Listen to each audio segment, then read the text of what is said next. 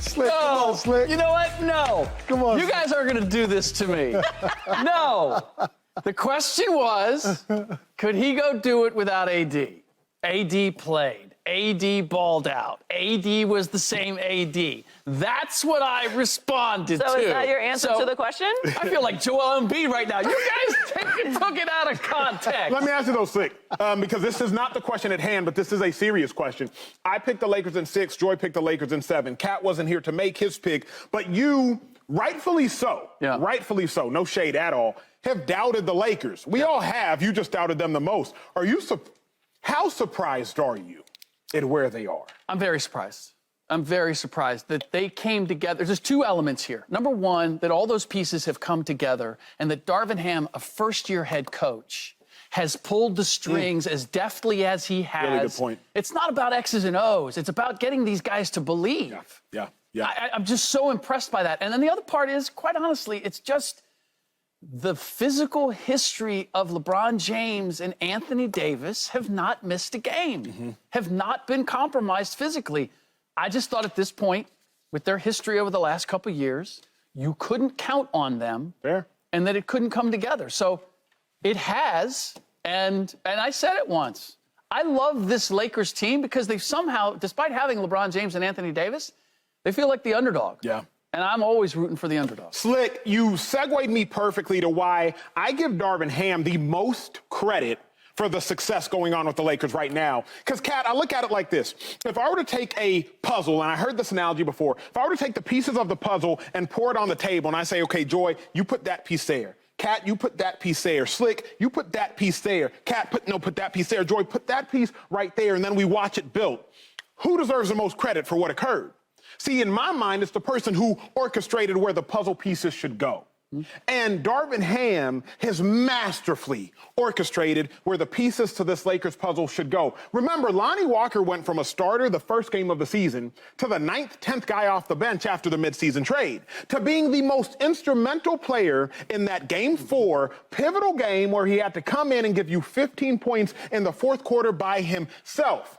See, that's Darvin Ham telling that puzzle piece where to go and playing that puzzle piece perfectly, but most importantly, and Kat, you can speak to this and attest to this, continuing to instill confidence in his players to make sure they're ready at a moment's notice. I give LeBron credit, I give AD credit, I give Pelinka credit, but Darvin Ham has masterfully told all the pieces where to go, when to go there, and has instilled the confidence needed for the Lakers to be where they're at. Kat, what say you? Who deserves the credit? There's so much going through my head right now.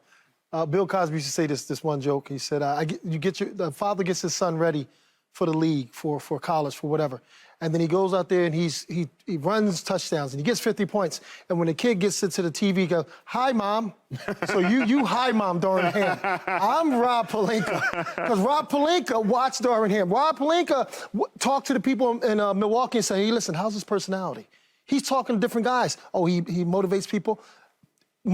Milwaukee Bucks miss Darvin Ham. Big time. I'm talking about just in every aspect. Character, spirit, energy, whole thing. D. Ham, he was always an amazing guy. Super competitive.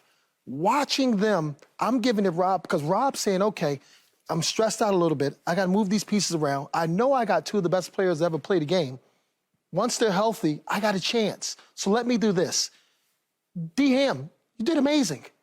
But Rob Pelinka deserves the best, the most credit for all that, because he's building characteristics around somebody who is super strong and I think is the most brilliant mind I've ever seen in LeBron James. So it's hard to coach somebody like that.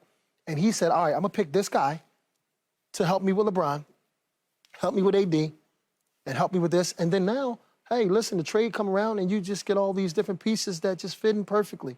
Because LeBron James, he's a genius. LeBron's a genius.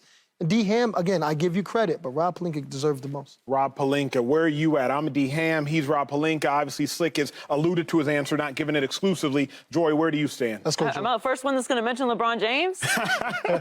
I have a pie, actually. I'm gonna cheat the question and do a pie, because I do think there is a lot of credit to go around, but I'm giving the biggest slice of the pie to the one that we talk about the most, to the king, to the one that's actually going to get criticized if they don't win. That we're not going to talk about Darvin Ham. We're not not going to talk about Rob Pelinka. So I am going to give most of the credit to LeBron James. And I do think that LeBron actually plays a bigger role in the confidence that these role players have. Chris Haynes gave the report about how they all felt down and letting LeBron down. LeBron speaks to young players, speaks to developing players, and he's such a basketball genius on the floor. He instills a level of confidence in these players. So I've got to give Bron the biggest slice.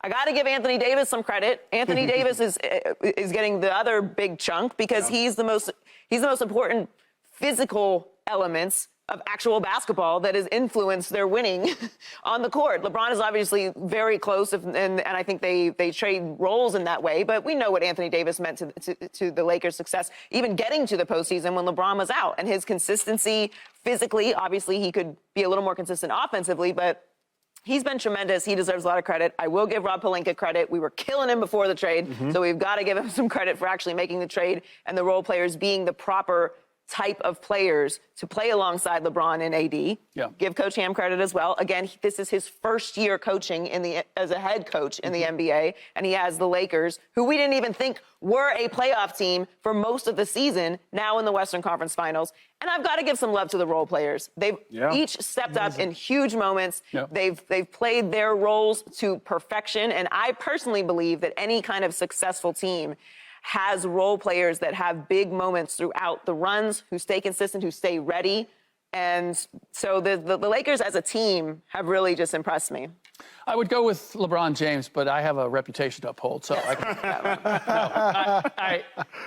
the reason that I say Rob Lowe, a.k.a. Rob Pelinka, is because of where they were prior to the moves, prior to the additions that they made at the trade deadline.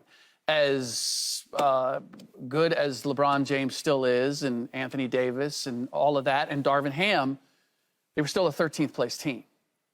Something needed to change. And knowing how many people around the league were interested in Jared Vanderbilt and Malik Beasley and Rui Hachimura. I mean, just imagine, think about the Warriors. Like, they could have had one or two of those players. If they could have added those, the difference that would have made for them.